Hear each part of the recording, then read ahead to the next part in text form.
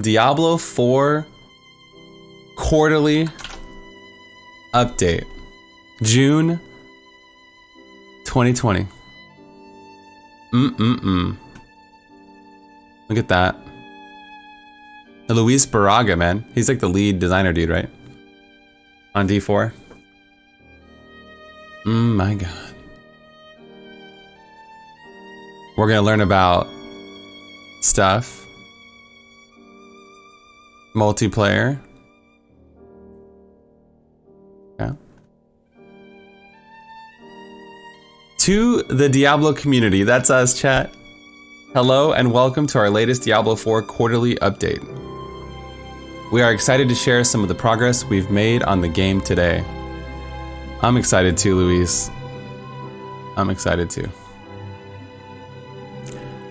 As is the case with many other game and technology companies, at the time of writing this, Diablo 4 team has fully transitioned to working from home. While the transition has introduced challenges, we feel very fortunate to be able to keep the momentum going strong. Okay, that's good. So it looks like there was a little slowdown, but overall, pretty fast, pretty fast. Team playtest. Oh my god, there's a lot of words. As with many other games, we organized the development of D4 around team milestones. Often these culminate with a build which we play together or talk about as a team. For example, the milestones leading up to BlizzCon, we culminated in a team playtest of the demo that helped us unveil the game during the show. Besides getting an early look at what the other team members had accomplished, this also allowed us to stress test the demo, catch bugs, and make improvements before the show. For the most recent milestone, we focused on blocking in all the elements in the region known as the dry steppes, complete with the campaign content, open world elements, itemization, and a PvP subzone, dungeons, and a cinematic to cap the completion of the region's narrative. So for their most recent milestone, looks like they did one zone. They completed one whole zone. Damn. So it's open world, PvP, dungeons, even the cinematic campaign. Okay. Our goal was to then have the team play the game from home over the course of 2 full days. Spend some time analyzing the data and discussing our reactions. Of course, we play the game all the time. We're often examining individual features or areas. Taking the time to play the same build together as a team over multiple days gives us a different perspective. That's true. I'll play something. I didn't like the Mundanugu set at first, but after I played it for a few days, I actually became one of my favorite builds. It lets us see how all the current features harmonize over a longer playtime. We had this as a goal before we knew we were going to move to a work from home environment. But as it turned out, it ended up being a really good way to reconnect as a team. Similarly, we hope that chatting about this playtest and sharing some screenshots with you will provide context for the future blog updates or pique your curiosity about the future topics. It's also worth noting that the playtest didn't represent the entirety of our progress, so there was even more than that. I mean, that makes sense. Other regions of the game are underway. The Dry Steppes is just one region where we made the concentrated push to complete the cohesive experience, okay, that we could draw observations from. Let us know if you liked this approach to the blog, or if you didn't, we can adjust in the future.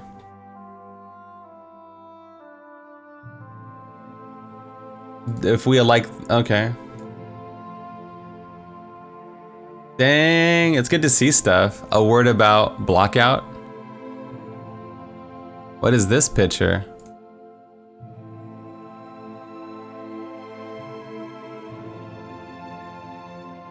It's beautiful, man. What a beautiful game, huh?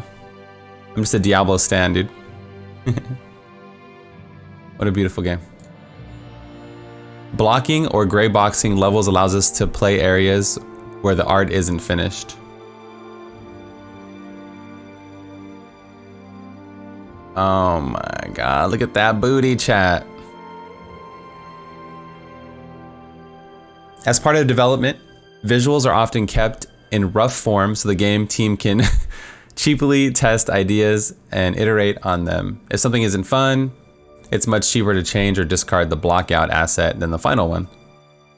Yeah, if you take time to finalize, you know, like sketches basically, right? It's easier to look at sketches before you move forward. I get that.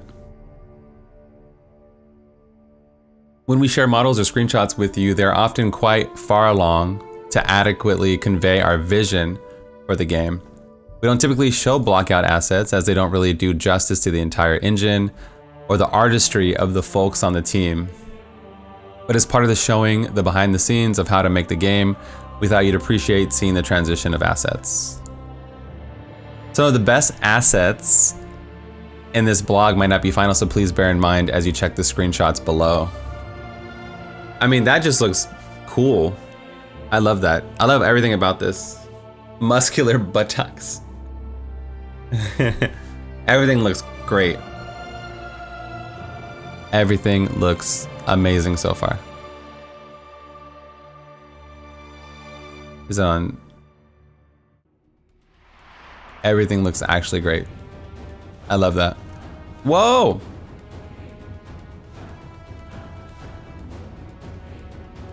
Yeah, peachy. There's another one. Dang.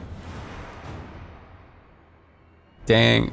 I like this one a little less because it has like a chunkier, but in game it probably looks badass. This is so dope. I don't know what it is. Maybe it's let me see.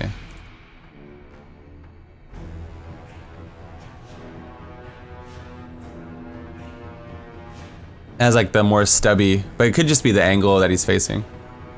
Rathalos Killer. It kind of has a Monster Hunter a little bit. Oh yeah. A classic demon from concept to blockout in-game art. Here's another picture. Whoa, that looks cool. That looks better, yeah. Normally you don't see like this kind of stuff. Like us dissecting them. Yeah. Storytelling. A couple of things have evolved with how we deliver story in Diablo 4. First, we have conversations. In D3 relied on UI panels with a character's name and portrait. We're experimenting with a mix of tool-generated and manually choreographed cameras to tackle conversations. Oh, okay. So like with the story, they're trying to tell the story in different ways, not just like certain panels. Like where it just has like the text. That's good. I mean, yeah, I mean, games should strive to do better storytelling so we can feel immersed. I agree. For simple interactions with NPCs, we can bring the camera closer to the characters while still maintaining an overall isometric feel and use a library of animations to deliver the general gist of the conversations. For more complex conversations, we take a similar camera approach, but the characters' movement and animations are more deliberately handcrafted. This lets us deliver story moments that are complex while keeping you in the world as much as possible. I like this picture a lot. This is dope. Yeah, like a mini cinematic, or they're kind of like subtle differences. All right.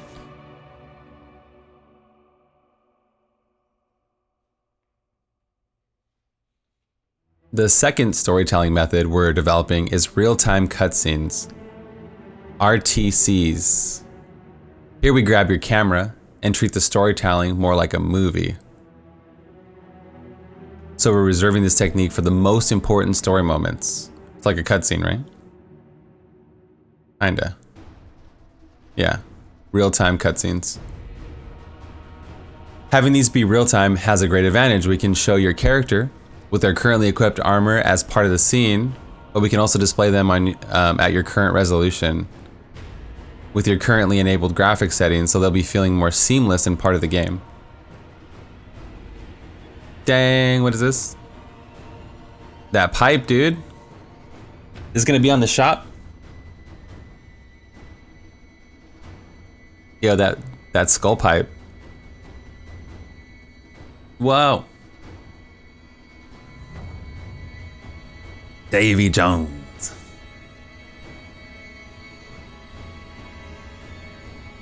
We showed you some early work in real-time cinematics during the BlizzCon demo. Our cinematics and engine team has made a lot of improvements since then.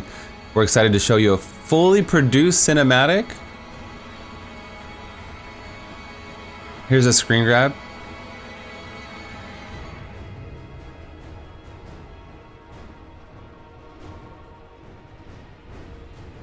Are they going to show it to us? No?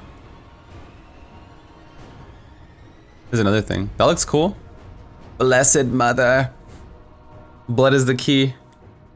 Captain Jack. Hello.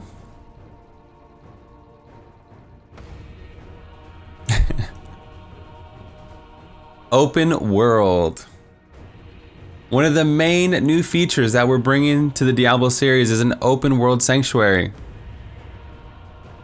So while you can concentrate on the story and the campaign and work through that, we also have a variety of open world systems and pieces of content that you'll also be discovering along the way. If you want to take a break from the main campaign, go exploring, crafting, or PvPing, you're free to do so.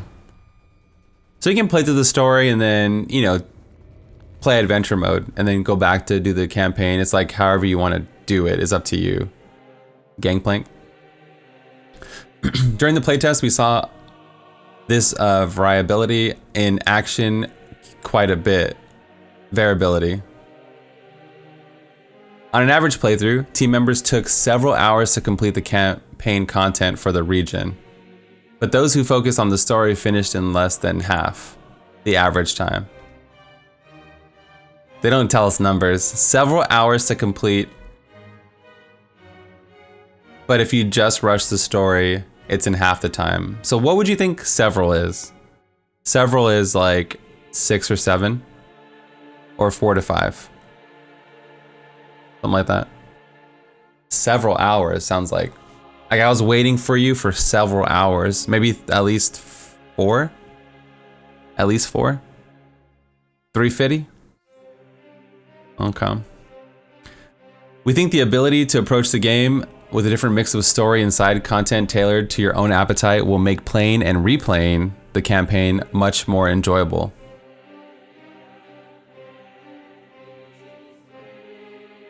Okay. Is Corona hotspots or what? What is this? What are we looking at?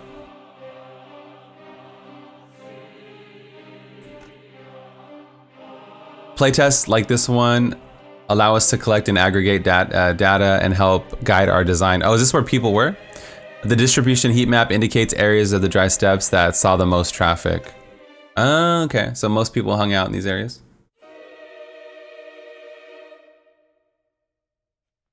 Breath of the Wild. While we have many open world activities, such as crafting, events, world PvP, and side quests, perhaps the most popular open world feature was camps. These are locations of importance that have been overrun by enemies, which once cleansed, turn into friendly outposts with NPCs and a waypoint location. While there is a backstory to each camp, most of the storytelling is visual, and quests don't directly send you to them. So you have to explore for them. Like, oh, did you get the Highland waypoint or something? For example, one of the camps in the zone of the town was afflicted by a curse that turned villagers into piles of salt. Another was a crypt haunted by a spirit that possesses the bodies of various undead. Okay. We really dug the impact of seeing the world change as you reclaim a small piece of sanctuary and bring hope back to its common folk. We look forward to open world designers showing you more in the future. This is one of the camps. That's a cool way. I mean, we should unlock and earn everything, honestly. Like each piece of sanctuary we should earn. There should be systems for everything like that. Maybe you get a small buff for each camp you reclaim, you know? Or there'd be like a vendor that sells a bow that you might use on your, oh, like next time I play Sorceress, there's a staff here that I might use for a fire or something. I don't know. Like you could have little things like that also that add more. or you unlock something for your hideout if there's gonna be like that, or like, you know, cosmetic, or you can always keep adding infinite stuff. The ruins of Quara Yisu, the salt-covered ruins of a town afflicted by an ancient curse. This is like what the map looks like, I guess, like if you're before and after. Now it's clean. It was dirty and nasty, nasty green curse, red. Now it's nasty green but white. Blood bro and blood bro 2 blood. Yo, thank you, man. Appreciate it. Camps start out as a hostel and turn into small hubs with a waypoint. And vendors. Okay, after being completed. All right, what kind of vendors, dude? Finally, mounts were another thing you could obtain during the playthrough. We really liked how the open world interacts with mounts. You can get to your objectives quickly without trivializing travel or combat. That's kind of what WoW did with flying mounts. It made the world not matter anymore. So ground mounts maybe keep you in that immersion, you know? Itemization for mounts also opened up a new axis of progression. One of my favorite things about mounts was customizing it by attaching a trophy to the saddle to signal to other players an obscure challenge in the zone that I had completed. So like maybe this will give you like a horse charm and you're like, where'd you get that horse charm, bruh? Where'd you get that horsey? And then you're like, you don't even know, dude. I cleared the salt camp, bro. Of course, there is more work to be done on mounts. For example, on navigation and tuning, it is currently too easy to get stuck on stray pieces of collision or to get dismounted by a random enemy projectile. You know how you do that? Your mounted skill. And the more you mount, the more your skill grows. And the lower chance you have to get dismounted, and like maybe there's even breakpoints like, you know, when you get to 50%, you have a 50% chance to not be dismounted, you know? And then maybe you level it for each horse. Yeah, it's easy. My horse got anklets, dude. You know how you make it interesting? You put interesting stuff on the stuff that's interesting. You get better at mounting, Momolude? It's easy. Multiplayer. Fine-tuning the right approach to multiplayer in Diablo 4 has been challenging. Whoa! Our goal has always been to incorporate elements from shared world games without the game feeling like it's veering into a massively multiplayer territory. To be clear, this is a philosophy rather than a tech limitation. We find the game stops feeling like Diablo and the world feels less dangerous when other players are often in too high numbers. This was a valid thing that other people were saying, that they want to feel terrified, like D1, D2, you know. They don't want to not feel terrified. They literally just said they don't want it to be like an MMO. Here's a screenshot, chat. This is what it's gonna look like. I mean, it's a low res screenshot, I think. But still. Towns become social hubs where you can run into other players once key segments of the story are completed. I'll break down our experiences during the playtest with some examples. Dungeons and key story moments are always private. Just the player and the party. Once the story moments are complete and towns are turned into social hubs, you'd run into a few people in town. While on the road, you'd sometimes run into a player here and there. So it'll give it like that desolate vibe, but there are other Nephilim out there, you know?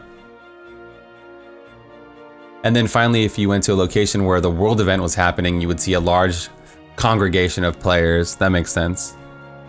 Like at BlizzCon, a Shava, like when we fought a Shava and didn't die, by the way. Hey. Let's see what this picture, whoa. Cool, man. It's worth calling out that while some coordination is helpful during these events, you are never forced to join a party. Solo players can walk in, help complete the event, and claim a reward. We think this seamless approach to multiplayer is working well, and we look forward to sharing more about this approach with you. In our tests so far, the world feels alive and dynamic without compromising the feel of Diablo. A lot of people were worried about this, so I'm glad they addressed it. And for players that do want to party up against the minions of hell, we have new tools available to find a group. Whoa! Looking for group, and they lost it. Yeah, they're really getting it. And then, oh, people are gonna be pissed. Whether by activity or proximity, bars in the game world. Ashava is shown during the BlizzCon, yeah. Items and progression, I can't wait. I can't wait. LFR, yeah. I'm just gonna skip ahead. I'm gonna read it first. One of the things that was very useful about our 2-day playtest was we can get better feedback on progression, as there was a sense of permanence. Gear and skill choices you make on day 1 have an impact on day 2. Though some people choose to roll alts, we had multiple classes to test. Ooh, multiple classes. A friend of mine used to say that Diablo is a game that you can keep playing inside your head, and Diablo 4 is no different. In addition to the official play time allotted to the team during the playtest, I could feel the game lingering in my mind. This right here is I don't get with many games besides like Diablo 3. Like there's not a lot of games where you go to bed and you're like thinking about it. You wake up and you go to work. Like there's very few games like WoW back in the day for me and stuff. This is another good call out. Thinking about the items I could possibly drop for my build and talents I could finally unlock to get me those key skill interactions. Okay. You might have already read the developer blog by David Kim shortly after the last BlizzCon. In it, he describes new affixes and itemization philosophies. We'll have a beefier update on items later this year. Aww. But in the meantime, here are some items that dropped during the playtest to whet your appetite.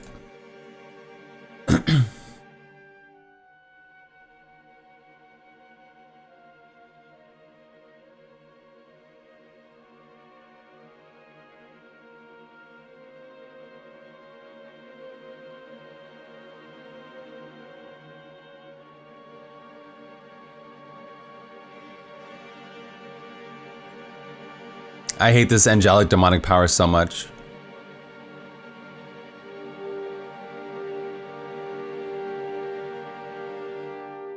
Yeah, I hate attack. Oh, it says weapon attack now. Wait, did it? Wait. Maybe the weapons always said weapon attack? I hate this angelic demonic power so much. And I hate attack and defense. I hate this word defense. Yeah, we're reading through the blog post. But he said in the future it's going to be different. Well, he didn't say it's going to be different. He said there's going to be an update. Hit effect, 5% chance to heal, 47. I like the numbers. 12% mana cost reduction, sorcerer only.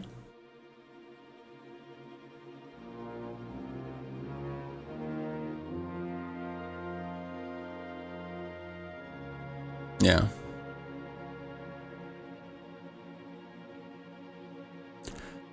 Not happy about this, but everything else up to this point has been awesome.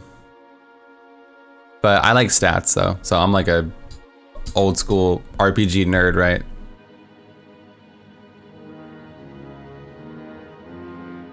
Yeah. To me, the demonic and angelic power is just like a set bonus, and I don't want to feel like I have to carry. Like I want to make my own, you know. Not final. Caps. Ooh, okay. More numbers. These are the uniques though? Are the, yeah, uniques? Mythic, I mean. Okay, we got stats, boys. Ancestral power, boo. 4%. I'll start with the first one here. Defense. That's fine, I guess. Oh, so dodge is here. So they do have dodge. Okay. So defense is just armor for whatever reason. 3.5% cooldown reduction. dodge chance, control duration bonus, a 9% damage reduction while evading. That's interesting. Teleport forms a rift in your path that increases the critical strike chance by 39%. Nice, dude. We'll go Executioner's Gauntlet. 4% damage to healthy enemies. Skills that cost Fury will consume all remaining Fury and grant a damage bonus for each extra point of Fury consumed. These are just legendaries, not mythic items. You're right, you're right. This is a 1, 2, 3, 4, 5, 6 stats. This makes me happy. This makes me real happy. 1, 2, 3, 4. This is great. Like 4 is fine, especially if we're gonna be dripping in legendaries. 4 is fine. It could even be 4 to 5. We don't know exactly. It's got a socket. 1, 2, 3, 4, 5, 6, 7. The highest we have is a 7, 3, 6.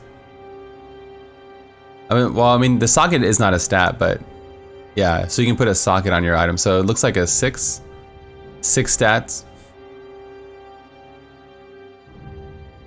Mythics are not like primals. Mythics are like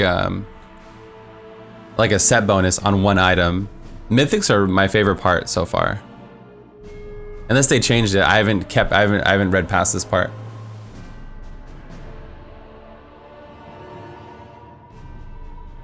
Ooh, are there any items that maybe give away? Excited for season 21. Me too, man. Thank you for the 18 months.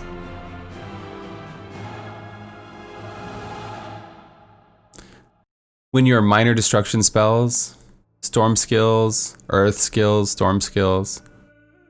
I was like, maybe there's like a different class item that we're like not seeing.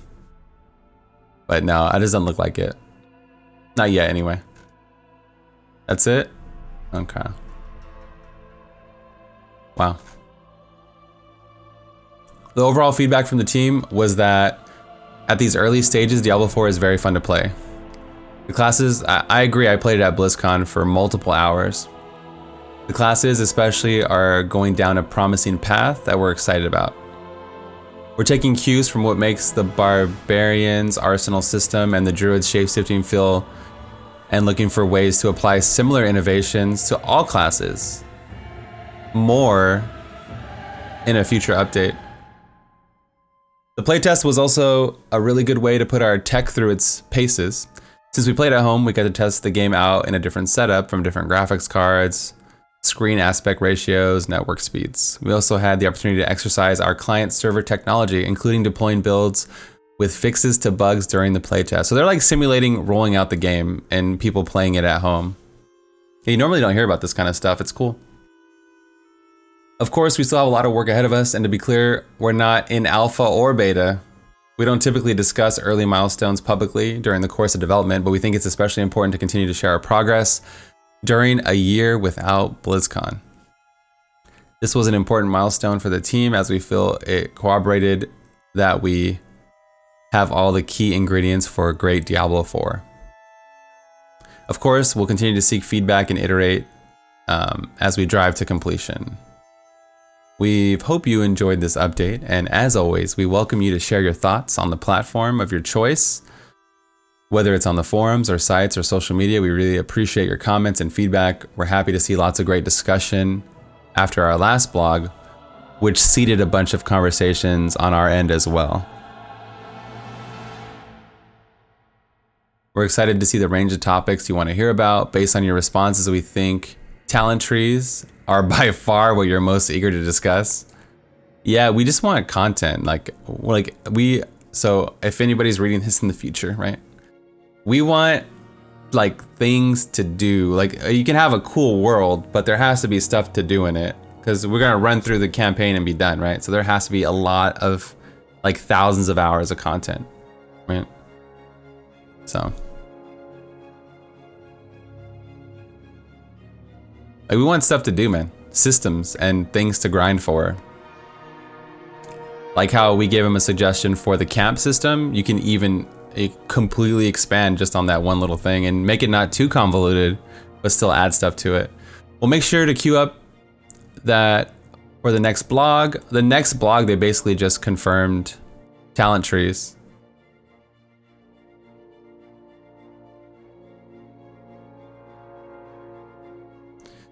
Items continue to be a popular topic. Yep, yeah, it's a hot topic, man. Because that's our whole game is, you know, it's kind of like gear. It's like a loot game, right? So we care about the loot.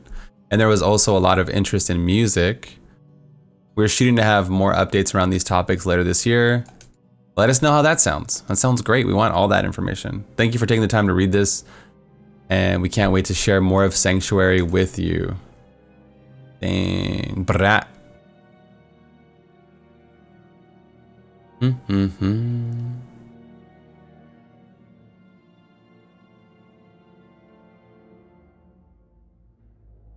do you guys think? What does my chat think? Luis Baraga.